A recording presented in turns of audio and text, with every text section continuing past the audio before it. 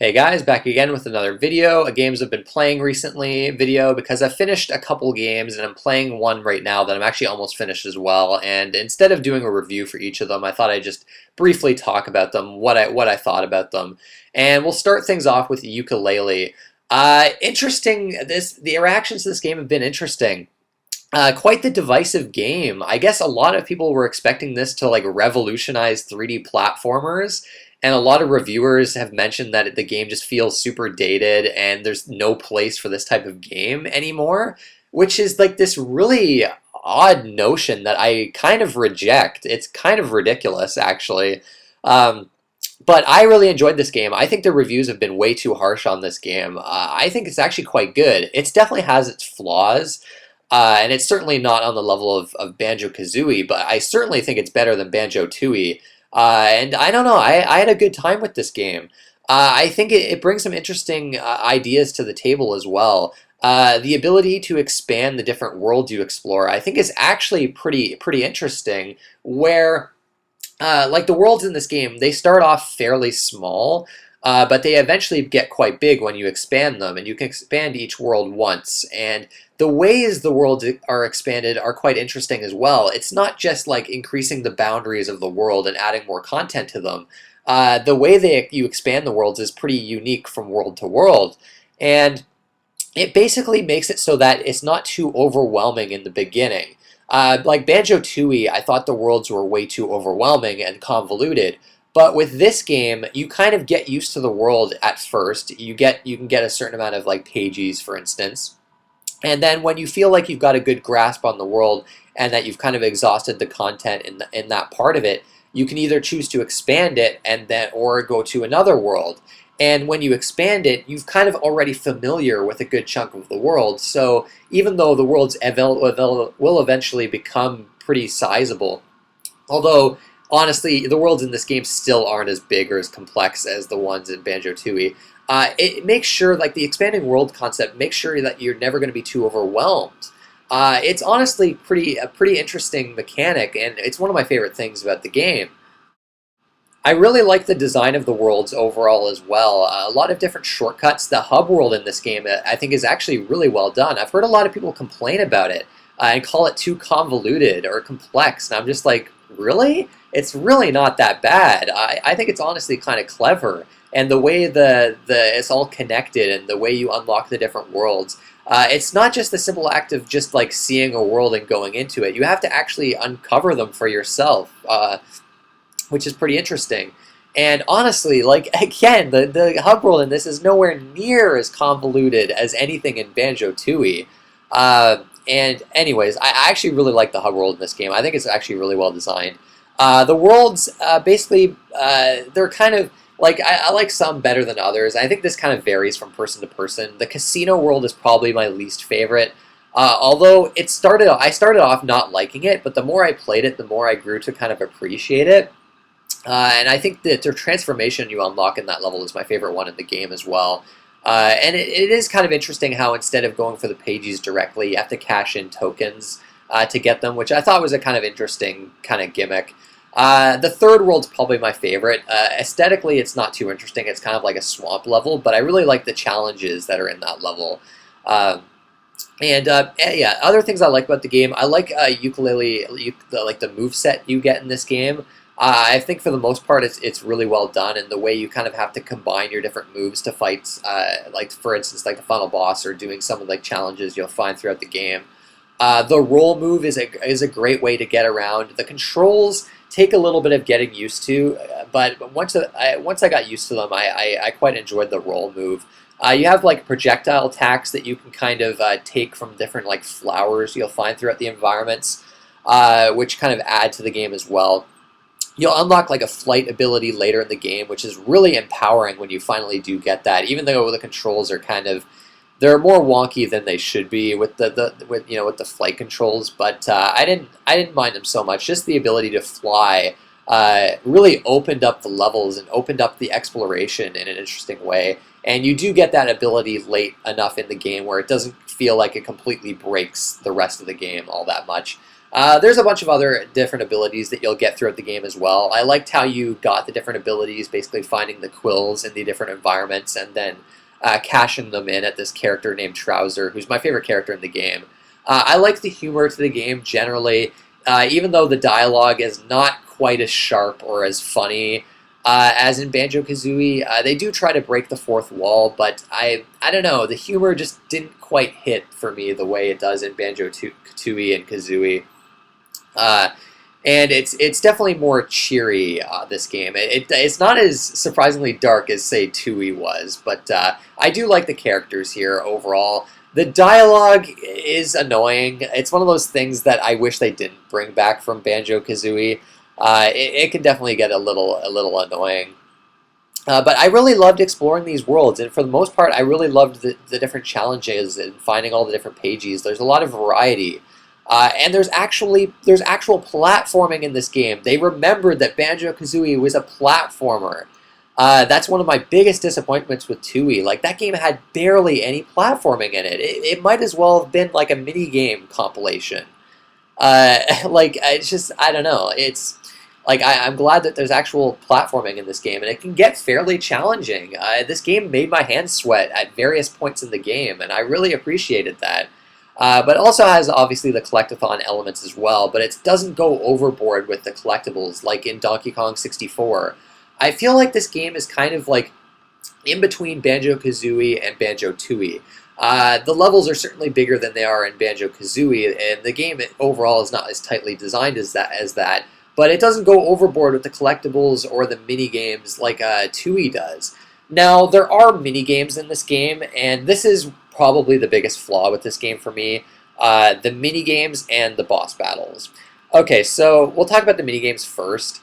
You'll find like this character called Rextro in this game, and he has like these arcade games that you'll play. And then there's also a cart mini-game where you're in a minecart and you're kind of like jumping over obstacles. These mini-games, they suck. I'm sorry, they flat out suck, and they really bring the game down.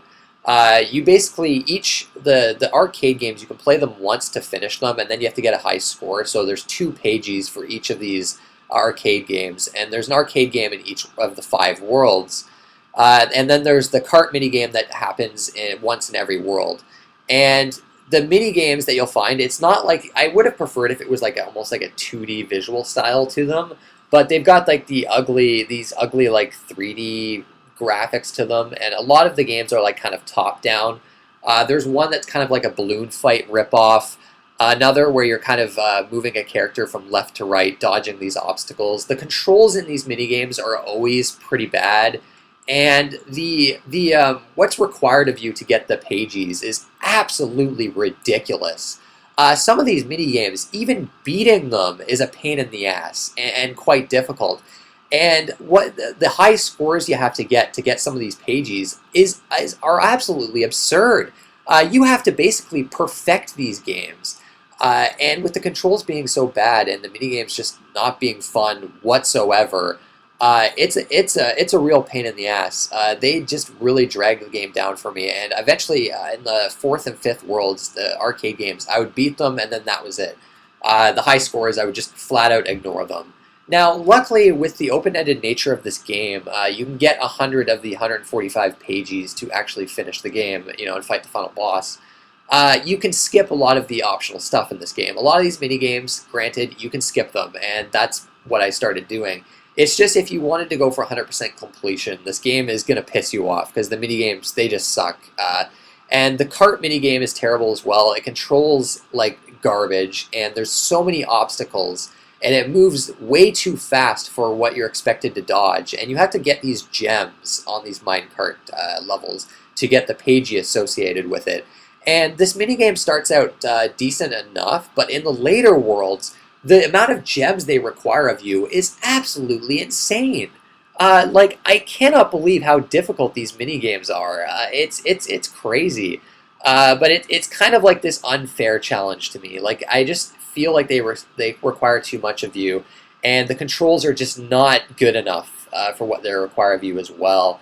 And one of the boss battles, I didn't even get to fight in the 4th world because it was locked behind the minecart challenge. and I couldn't beat it. I tried this challenge like 30 times. I couldn't do it. So yeah, there's one boss in this game I just didn't get to fight. And speaking of bosses, they're terrible as well. Really annoying bosses. The first boss battle is annoying because you need a mechanic that they don't even tell you about. The second boss battle goes on for fucking ever. And it's just the same thing over and over again. The third boss is basically pattern recognition. It's not as bad as some of the others, but it's still annoying. And the camera in general is really problematic in the boss battles especially. It's not too bad in the actual game, but the boss battles, it gets stuck on ledges constantly, and it will make you you'll die because of it quite often. The final boss in this game is terrible. It was really frustrating. It took me forever to get through it. It's this multi-phase battle where the camera is always getting in your way. There's one phase where you have to shoot projectiles at the final boss, and it takes forever. And then the final part of the phase, you have to basically fly around and have missiles hit the final boss, but you never have enough stamina to stay in the air long enough. And dodging them while you're on the ground is like near impossible. The bosses in this game are just really irritating. They go on for way too long as well, and it's disappointing. Banjo-Kazooie, luckily they knew not to add too many boss battles. There really weren't that many boss battles in that game. And Banjo-Tooie, they added more boss battles, but even in Banjo-Tooie, they were better than the ones in this game.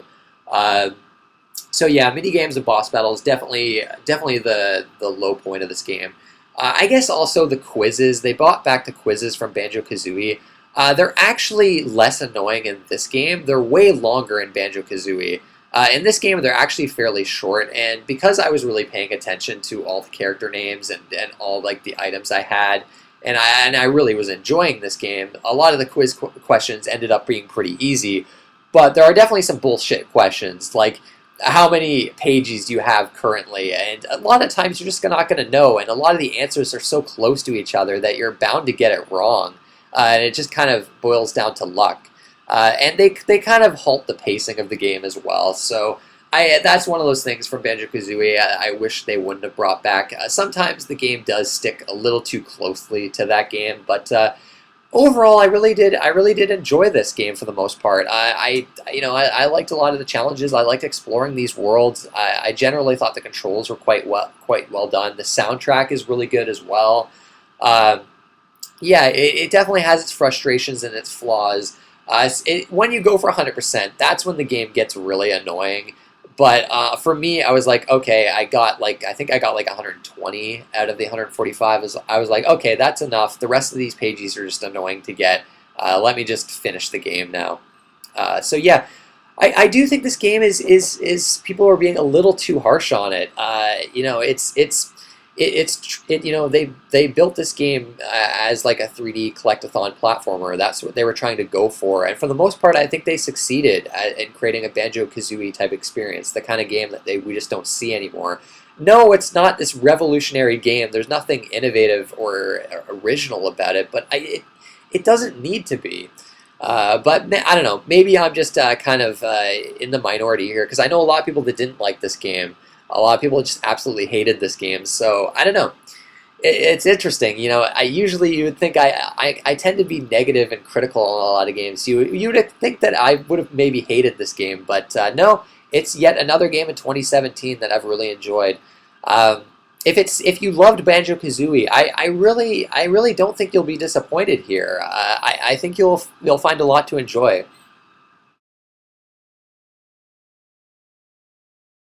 And the next game is Hitman Season 1. This is a game that came out last year, and I always wanted to get around to it, but unfortunately I just didn't have the time for it. And they did a retail release on PS4, so I decided to pick it up.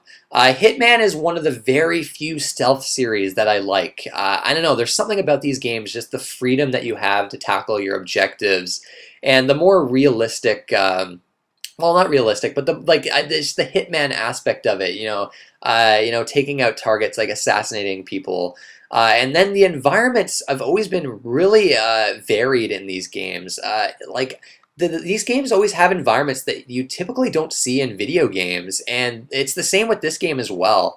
The level design in this series has always been really strong as well, and it's always been one of those series where you can adapt to a lot of the different situations that happen. You're not shit out of luck when you get caught in these games, or when you fail to do something a certain way.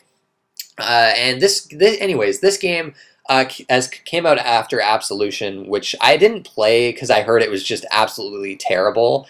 And so I guess this game was a big surprise to a lot of people because they've kind of gone back to the roots a little bit, and it's apparently one of the best games in the series. Hitman Blood Money has always been my favorite in the series, and this game is really close. I don't know. In a lot of ways, it's a better and more refined game. A part of me still kind of prefers Blood Money, but I still really did enjoy this game, and it's excellent. If you like stealth games, I really think you should check this game out.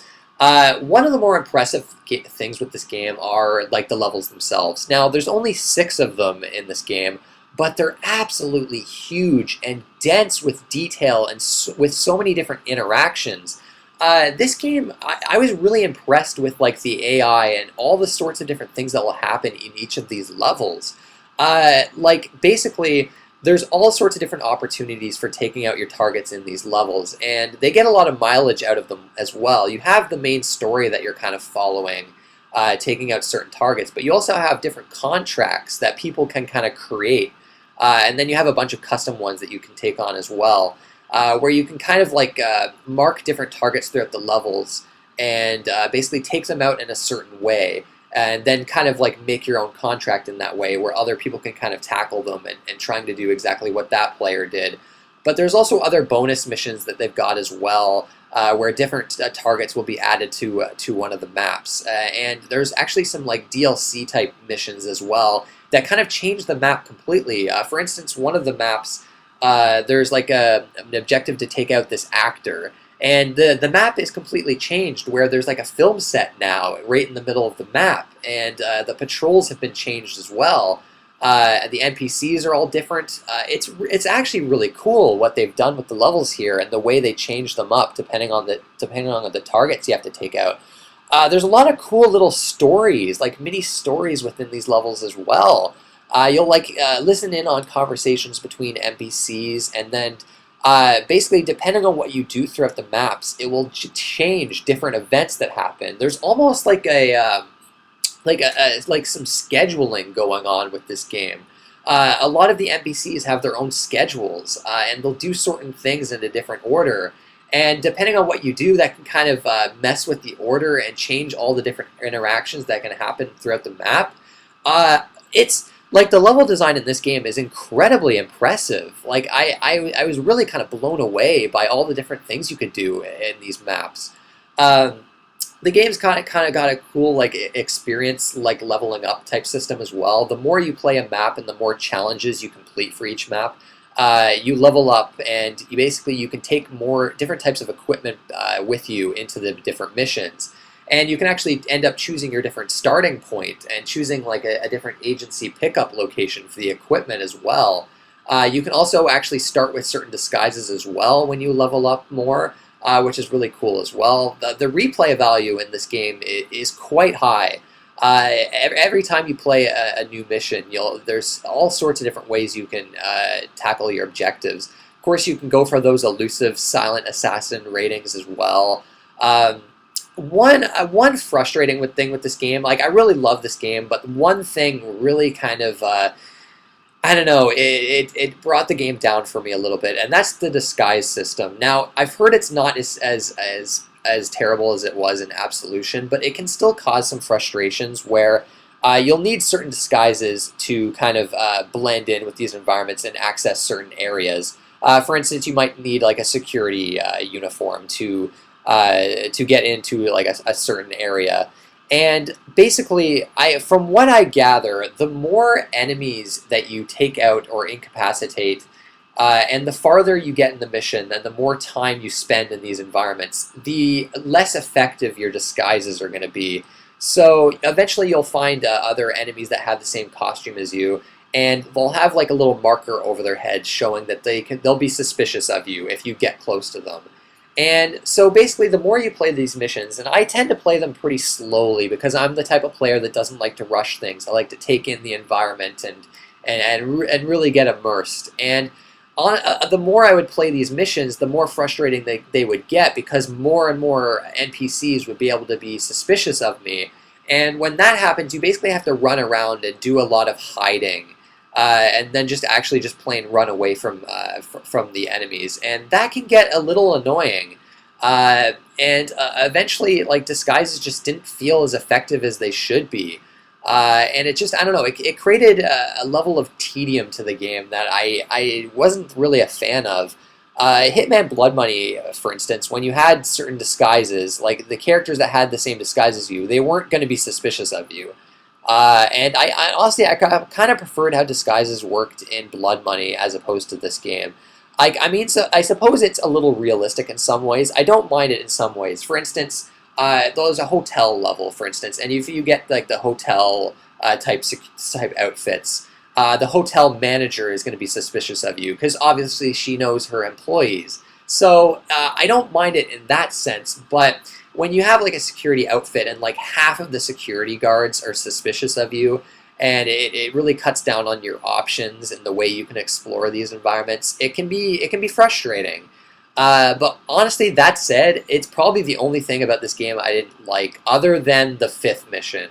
The fifth mission, it's this Colorado mission, and it feels like a mission that might be in Hitman Absolution. It's a lot more rigid than the previous missions because right off the bat you have to get like a security type outfit because it's basically every enemy in this or every NPC in this level has a gun and can kill you. And you're basically infiltrating this farmhouse, and there's so many enemies around, and so many enemies are suspicious of you because there's not too many outfits or disguises that you can make use of in this environment. And it's very hard to hide. You can almost never get the NPCs by themselves. You have to take out 4 targets as well, which is a little ridiculous. I don't know. That mission was just really frustrating for me. I just like it felt like I just didn't have options throughout that mission. And the disguise mechanic was at its worst in that mission as well. Almost every NPC in this mission was suspicious of you. I really felt like there weren't too many options to take out your targets as well. The security level was like ridiculous as well. Like I had to honestly like kill most enemies in the map to actually beat it. And that's another frustrating thing as well. Enemies can respawn, which made that mission even more frustrating. But yeah, still overall though, I really loved this game. I have played through the maps multiple times, and I'm still blown away by the attention to detail in this game with its level design. The game looks fantastic as well. I really love the art direction in this game. The story's garbage, but I never, you never really play a Hitman game for the main story. But yeah, I highly recommend this game. I'm definitely looking forward to like season 2, and I'm glad they've got back on track with this series, and it's good again. Because yeah, apparently Absolution was a huge step down, but yeah, really enjoyed Hitman season 1.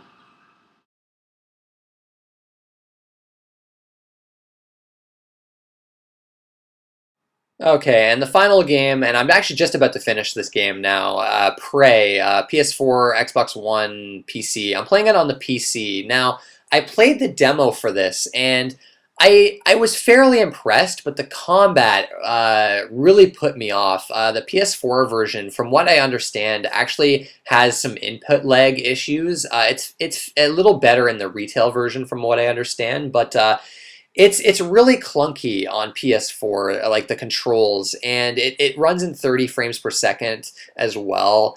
So I decided to go with the PC version to run it at 60 frames per second, and it's a lot smoother on the PC, and I'm actually enjoying the combat way more than I did in the demo. And it's one of those things where I really like this game. I guess I should say that first. In fact, I think this is one of the sleeper hits of 2017. I think this game is actually surprisingly good. Unfortunately, I don't know if I could recommend the PS4 and Xbox One versions because just how like it's not as smooth as it is on PC, and it makes the combat a lot worse than it really is. If I like if you do have a gaming PC, I would highly recommend this game. I think it's totally worth buying. It's a little bit of it's not as strong a recommendation on PS4 and Xbox One. You might be able to get over it, but the combat I feel is significantly worse on those platforms. But the game itself is surprisingly good. So it's weird. Like all the trailers they've shown leading up to release, I feel like not a lot of people are actually talking about this game. It's developed by Arcane Studios Austin, so not the exact same team that worked on the Dishonored games, but kind of like an offshoot, like another studio that they have.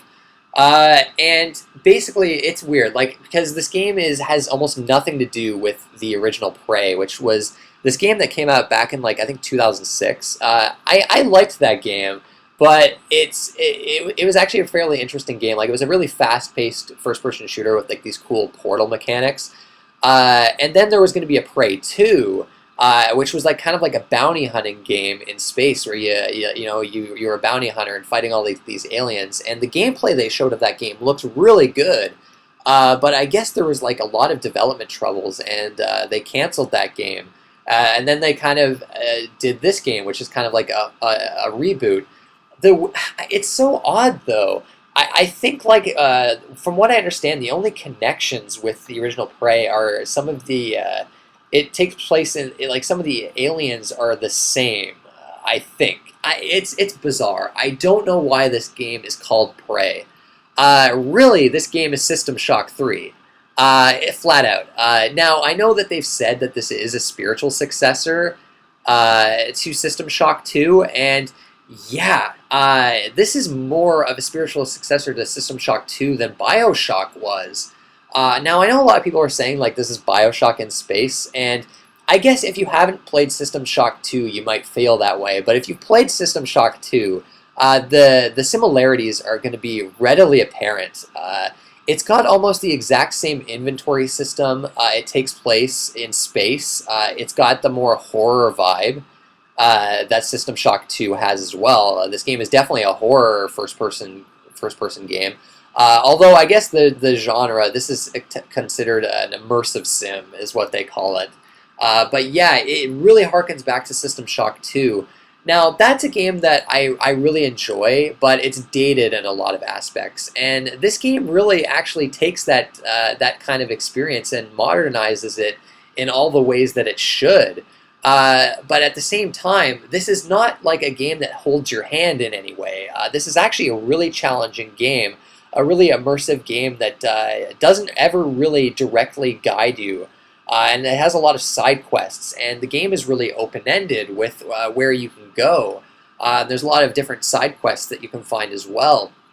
The game never bombards you with constant like cutscenes, and it's impressive actually. The level design in this game is terrific. It's got some of the best level design I've seen in a Western game in years.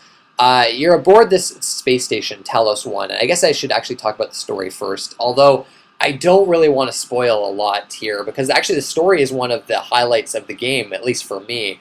It's got like this really interesting like science fiction horror type storyline. I really love the lore to this game that you'll kind of find throughout the space station. There's all sorts of different interesting aspects to it. It's basically an alternate a timeline where basically John F. Kennedy wasn't assassinated, and basically direct funding was put into the space program, and so the space race was kind of accelerated. And I don't really want to say any more than that, but there's a lot of interesting aspects to this game. There's also what's called neuromods in this game, and they're what allow you to customize your character. And the lore around the neuromods is really interesting as well. But basically, the general gist is that you play Morgan Yu. You're aboard this space station Talos 1, and you're part of like a research team. And there's a Groundhog Day type element in the beginning of the game as well, where you kind of keep waking up in the same in your room, and uh, fuck, it's really hard to talk about the story of this game without spoiling things. So I'm really not going to say more, but it's got, like, of course, the alien component as well. You're aboard the Talos 1 space station, and aliens have kind of, like, an alien species called the Typhon has kind of invaded. So you're kind of discovering why they are invading, why they're aboard the station, why you're aboard the station. And yeah, it's a really fascinating story with a bunch of cool lore that you'll find throughout the environment. The only misstep, I feel, it's like BioShock, where there's a lot of audio logs you'll find, and presenting the story through audio logs has always been a kind of a. I've never been a huge fan of it. It's always felt so unrealistic to me. Like, why all these people aboard the ship would record audio logs of these different conversations. It's always been this. It's always had this bizarre disconnect for me. And this game has that same problem, but generally the story is actually really engaging, and it definitely keeps you going. It's honestly one of the strengths of the game, but the gameplay is no slouch either. A lot of cool character customization to this game. Like I was saying before, you find these neuromods, and the fun of this game, other than the actual level design in this game and like all the different areas you can explore, you're constantly picking up materials, and you can kind of like basically transfer junk into these machines to kind of make different materials, and this is how you create different types of ammo. And different like med packs and things like that. So there's kind of a crafting element to the game, but the customization in this game is really excellent. And this is where like the kind of RPG elements come in, because this is definitely a role-playing game. There's plenty of ways to build your character. You can go for like a stealth-oriented character. You can go for a movement speed, stamina-based character where you can jump around really quickly. And have like a more expanded moveset. You can focus on security weapons and like a combat type character where you'll be using like a shotgun, a pistol, and weapons like that. Or you can actually invest in Typhon abilities. You can actually get like psi abilities that use up some of your psi power. You can basically actually turn into some of the enemies in this game. You can like basically turn into some objects as well throughout the environment. You'll get like psi blast powers, things like that. There's telekinesis. That whole part of the game I haven't even actually experimented with all that much.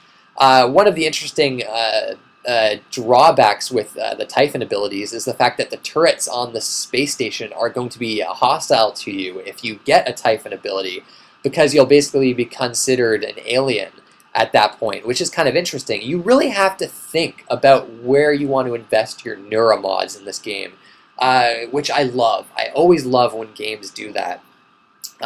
So and it also adds a lot of replay value to this game because there's so many different ways to build your character. There's a lot of cool interactions with the environment as well. You can pick up almost every object in the environment, and obviously there's some neuromods that let you carry heavier objects, and you can use them to fight the aliens. And the Typhon are an interesting species in this game. They call like the weaker enemies mimics, because they can take over objects throughout the environments. And a lot of the times you'll never know if some of these objects you'll find throughout the environments are actually disguised mimics. And that kind of adds kind of a horror element to the game as well. There's definitely a few jump scares in this game. And there's always like so many different cool moments you'll find throughout the game. Like where I was fighting a mimic, and it was constantly jumping between these objects, and I was constantly looking around. I was like, shit, where is this thing? And there's so many cool moments like that. There's a lot of cool enemy variety in this game as well. There's like electrified enemies that you'll find later as well, and you can use like EMP grenades to kind of weaken the enemies. You'll have corrupted robot type enemies throughout the game as well. There's a bunch of different weapons, and each enemy has their own strengths and weaknesses. And some of the fun is scanning the enemies and kind of figuring out their weaknesses. Now, the combat isn't even though it's a lot smoother on PC, it still has an element of clunkiness to it. In the beginning of the game, I think it's focused a little bit too much on melee combat, and you only get a wrench, and it's not too great in the beginning of the game. But eventually, you'll get a lot more weapons. You can upgrade your weapons with weapon upgrade kits, and the combat definitely gets better as you go. It's just the problem I have with the combat is, and this might actually just because I haven't upgraded my movement abilities. It's very hard to dodge projectile attacks in this game, or attacks in general from enemies. Taking damage in this game almost seems unavoidable, and it can cause a lot of frustrations, and you take a lot of damage in this game. I've died a lot in this game. Like, this is a tough game. You really have to be prepared for these fights and really save constantly, because yeah, these enemies will really mess your shit up. I was surprised at how challenging this game is on the normal difficulty, but sometimes it can feel just a tad on the cheap side. Some of these attacks are just really hard to avoid, and I do feel some of the enemies take too long to kill. But at the same time, maybe it's because I'm building my character a certain way. There's probably a way to really break this game and make it easy for you, and that's always one of my favorite parts of RPGs, is building your character and seeing how you can break the game. And so it's got me excited to play this game on multiple playthroughs, and you know, to see how I can build my character in some other way. And the game has all sorts of cool little interactions you'll find throughout the environment. It really is an immersive game. But yeah, the level design is terrific as well. The space station is, for the most part, open to you. The only thing blocking access are certain key cards you're going to need, but there's a lot of side quests you'll find throughout the game where you'll want to backtrack to the previous places you've been. One thing about this game that is a little frustrating, there's two things that I'm not a huge fan of in this game. The first are the zero-G sections, where you'll go on the exterior of the ship. And basically the controls kind of change. You move a lot slower, obviously, because of gravity. And these sections kind of ruin the pacing of the game a little bit. I find that they're kind of slow. And then eventually they'll add enemies to these sections. And it was already hard dodging attacks. And adding the zero-G element to it makes it even harder to dodge attacks. So combat becomes kind of a nuisance in these sections. Luckily, there's really not too many of these sections in the game, and they're not terrible. I think the atmosphere is terrific in these sections as well. And the atmosphere in this game is terrific in general. I really love the art direction that this game's got. But yeah, the zero-G sections, I'm not crazy about them. And then probably my biggest complaint with this game has to do with the backtracking. I'm not opposed to backtracking through these environments. There's a lot of shortcuts you can make use of as well, and you'll unlock different airlocks that you can use as well. The problem is that the enemies will actually respawn in older areas, and a lot of the times really strong enemies will respawn. And in the first half of the game, it's really hard to backtrack because these enemies are almost impossible to kill with the equipment that you've got. So you have to actually save a lot of side quests till the end of the game. And at that point, it's actually, you start running out of ammo and med packs. And it becomes kind of a nuisance to backtrack, because then you start to feel like, oh, I could backtrack and do these side quests, and maybe I'll get like a neuromod or something out of them. But I'll have to fight all these enemies on the way back, and I'll end up wasting all this ammo, and med packs. And yeah, it's this. It makes backtracking kind of frustrating and tedious. I really wish they wouldn't have had enemies respawn in older areas.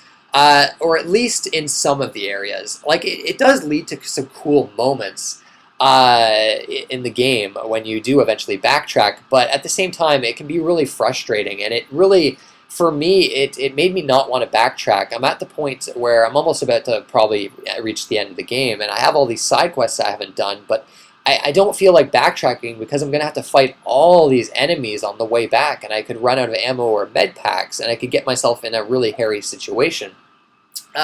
Now, this might be a preference thing. Some people might be A-okay with this, but I don't know. To me, it's a little off-putting. It's definitely my biggest complaint with the game. It's a shame because some of the side quests are really engaging as well. They're not just simple fetch quests. A lot of them are actually really interesting. I don't really want to spoil them, but there's one side quest in particular that I was really shocked at with the directions that it went in. But yeah, anyways, at this point, this feels like a review for this game, but it is the most recent game I've been playing, and I've just been so impressed by this game. And I feel like not a lot of people are talking about this game. I don't think this game seems to be doing all that well in sales. It's really a shame because in a lot of ways, this is what I wanted BioShock, or not what I wanted because I hadn't played System Shock 2 when BioShock came out, but a lot of people I know were disappointed with BioShock being such big System Shock 2 fans. Guys, this is your game here. This is what you wanted BioShock to be. And in a lot of ways, I prefer this to BioShock. I think this game has got much stronger level design. The RPG elements are far more in-depth. I think the horror element works a lot better here. The combat even is honestly probably at least maybe better or on par with the combat in BioShock, which, let's be honest, the combat in BioShock is really not all that great. However, backtracking was handled a lot better in BioShock, I must say. That's one thing that this game has, or that the game has over this. I think the story is far more engaging in this game as well. And this game is certainly a hell of a lot better than fucking BioShock Infinite, which it just really sucks that this game, I mean, this game's been getting really positive reviews. It just sucks that this game's probably not going to get the sales that Infinite got, and it doesn't have the reviews Infinite has, and I'm kind of baffled by that. Like, this game is so much better than BioShock Infinite. It's absolutely fucking insane. But then again, BioShock Infinite is that kind of critic-proof game, that super guided, narrative-driven experience with like run-of-the-mill combat and just like hardly any sort of customization or depth to it. Okay, now I'm just ranting on BioShock Infinite, but I don't know. That's one of those games that the more we get away from that game, the less I like it. Like, I think that game is incredibly overrated. But anyways, I think that's about it, guys. Those are the three games I've been playing. I've enjoyed them all. This year just continues to be stellar for video games, and I gotta say, just don't sleep on Prey or Yooka Laylee. Definitely, although actually Hitman came out last year, but yeah, these two are really great games that I was really surprised by. You know, they're not going to be my favorite games of the year or anything, but I think Prey definitely has a shot of cracking the top 10. And I would definitely recommend it for fans of like immersive sims or first-person RPGs. I think you'll be pleasantly surprised by it. Just, if you're going to play it, definitely try to go for PC. If not, it's probably not a huge deal. You could probably still get into the PS4 or the Xbox One versions, but this game definitely plays better on PC, and the PC port is incredible. You can have like a fairly weak computer and probably still be able to run this at 60 frames per second. It's a really good PC port, one of the best I've seen in recent years. But yeah, that's it, guys. I want to thank you for watching, and I'll see you next time.